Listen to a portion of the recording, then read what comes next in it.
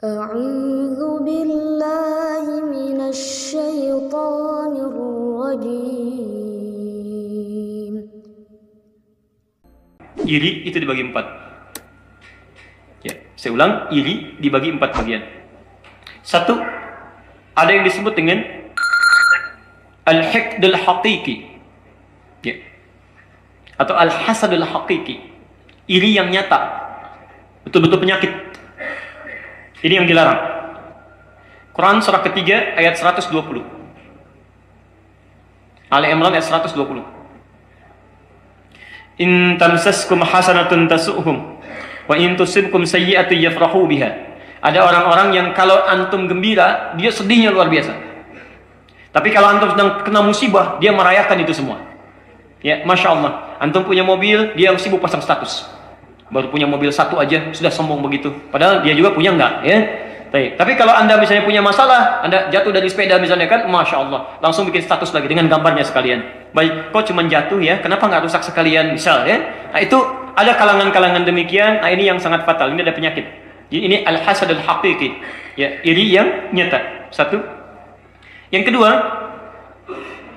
ada yang disebut dengan al-hasad al-akhdhi. Ya, ini juga tingkat yang salah, tapi tingkatannya nomor 2. Hanya ingin sekedar mengambil apa yang ada pada orang lain, walaupun tidak berniat keburukan pada orang lain. Ya, bisa. Quran surah keempat An-Nisa ayat 32. Ya. Wala tatamannaw ma faddalallahu ba'dakum 'ala ba'din. Jangan Anda berangan-angan untuk mendapatkan keistimewaan yang Allah titipkan pada orang lain, Anda belum bisa meraihnya.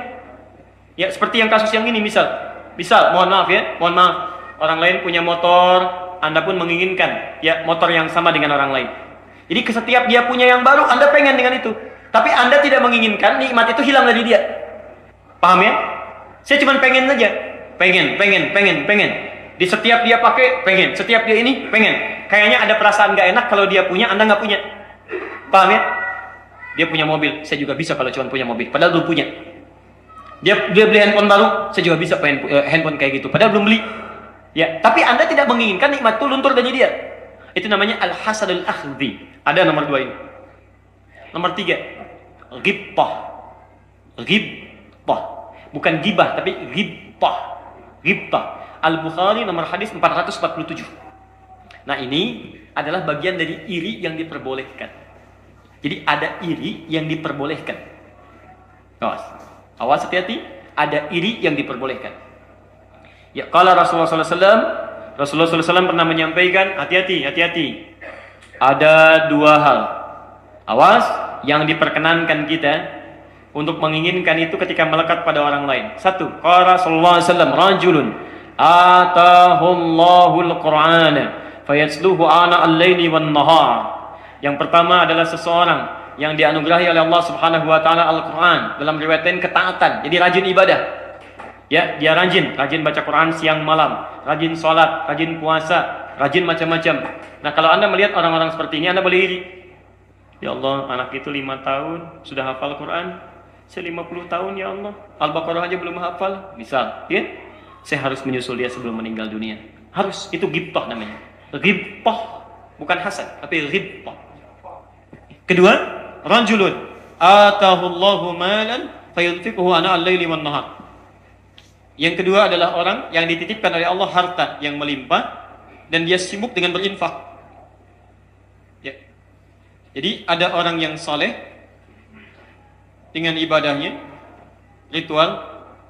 Ada orang yang saleh dengan ibadah sosialnya. Ini aja yang Anda boleh iri. Yang lainnya tidak. Jadi kalau ada orang penghafal Quran, Anda boleh iri. Ya Allah, dia sudah penghafal Quran ya Allah. Jangan jadikan cuma dia saja yang hafal Quran ya Allah. Jadikan saya juga hafal Quran ya Allah. Jadikan saya hafal Quran ya Allah. Itu boleh. Tapi jangan ditambahkan, kalau saya sudah hafal, hilangkan hafalan dia ya Allah. Hilangkan ya Allah. Itu berubah. Jadi hasad. Awas. Makanya dulu kami kalau ada perlombaan penghafal Quran, ya, itu biasanya syekh-syekh kami tidak mengizinkan. Gak usah ikut. Karena ketika akan kamu ikutan itu, minimal kamu mengharapkan yang lain kalah, kamu menang. Ya kan? Ketika mengharapkan yang lain kalah, mudah-mudahan kepleset bacanya, mudah-mudahan lupa, mudah-mudahan macam-macam. Nah, itu muncul ya dalam kehidupan. Maka biasanya kita suka dijaga hal yang demikian.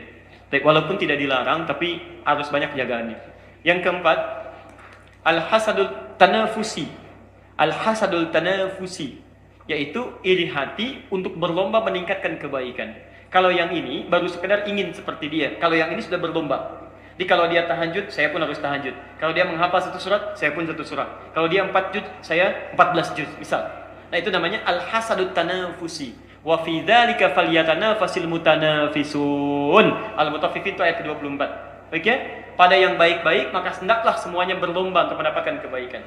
Lebih jelasnya Quran surah kedua Al-Baqarah ayat 148. Walikulli wijhatun huwa muwalliha fastabiqul khairat. Setiap orang itu punya orientasi amalan berbeda. Enggak apa-apa, jangan dipaksakan. Tapi berlombalah dalam kebaikan-kebaikan. Antum bisa tahajud, yang lain belum bisa, bisanya puasa. Ketika dia tahajud, antum puasa. Dia bisanya menghafal Quran, antum nggak sampai tuh hafalannya, nggak kuat misalnya, antum tilawah. Ketika dia menghafal, antum tilawah. Jadi jangan biarkan orang lain punya pahala sementara antum tidak mendapatinya. Paham ya? Meskipun dalam dua aspek yang berbeda dalam ibadah. Jadi ada 4 jenis iri hati, satu penyakit al-hiqdul awas hakiki, yang kedua al-hasadul akhdhi, yang ketiga ghibtah, yang keempat al-hasadul tanafusi. Kalau antum di level yang ketiga dan 4 itu bagus, bahkan yang keempat diharuskan. Yang kedua itu dihindari, yang pertama itu dijauhi. Kenapa bisa seperti itu? Umumnya terperangkap dalam jebakan setan. Ya, cara paling gampang, mulai beralih kepada Allah, tunaikan banyak puasa, tingkatkan takwa, maka nafsu akan ditekan. Saya kira ini dulu yang bisa dijawab. Sadaqallahul azim.